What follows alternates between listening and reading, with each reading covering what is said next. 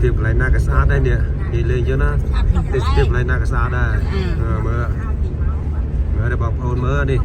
ទេសភាពកន្លែងណាក៏ស្អាតដោយសារវាមិនដែរដោយសារជាផ្លែកពីភ្នែកពីយើងតំបន់យើងទេសភាពយើងស្អាតវាឃើញទៅហើយពេលឥឡូវទេសភាពនេះវាផ្លែកណាស្អាតដែរតែមើលចំណងជ្រុះឲ្យមើលជ្រុះឲ្យផ្លូវបាត់នេះមើល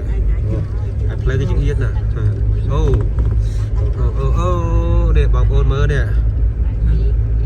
មើលមានគឺបច្ចុប្បន្នហេតុមួយនេះគេបងប្អូននេះមើលនេះមិនធម្មតាណាកន្លែងនេះកន្លែងបានគ្រោះថ្នាក់នេះយើងបានជួបមួយទៅនេះកន្លែងនេះតំបន់នេះទឹមថ្មីឡានទឹមរត់ឡានទឹមរត់នេះថ្មីសោះតែមកជើងនេះទេមកឲ្យមើលនេះមិនធម្មតាកន្លែងនេះតំបន់នេះជាតំបន់ adventure នេះមើលថ្មី just new just very recently just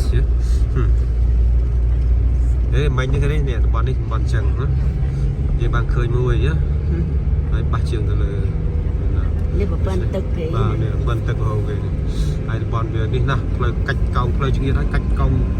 bên cao sấp với cao sâm rồi sai lần công mình tên mong cao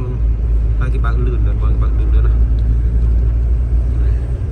giờ đó tụi bọn đi bọn control ghế hai chia tụi bọn này chia đi Atal tunnel.